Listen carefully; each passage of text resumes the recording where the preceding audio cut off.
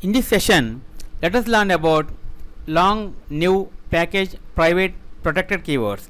Java long keywords.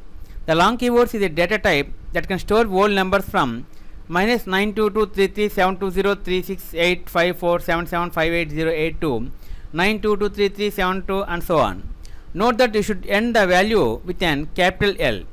See, if we write and execute this code by using capital L, the result printed this 150000 and so on. Java new keyword.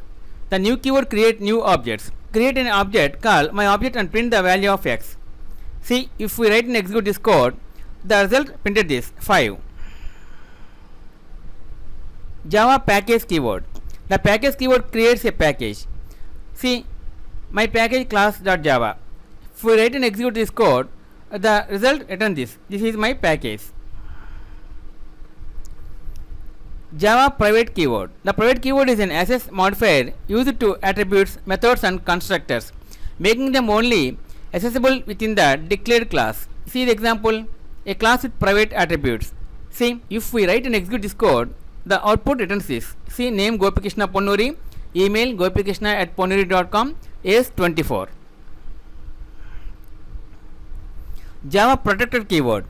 The protected keyword is an access modifier used for attributes, methods and constructors, making them accessible in the same package and subclasses. See the example, the student subclass accesses a person with the protected attributes. See, if we write and execute this code, see here, Gopie Krishna Ponnuri, gopiekrishna@email.com, age integer. If you write and execute this code, the output returns this. Name Gopie Krishna Ponnuri, email gopiekrishna@ponnuri.com, age 24, graduation year 2018. Okay friends, this is the end of Java part 59, long, new, package, private, protected keywords. In next video let us learn about another keywords topic, public, return, short, static and super keywords. If you like our program, please like, subscribe and press bell icon for our next part video updates.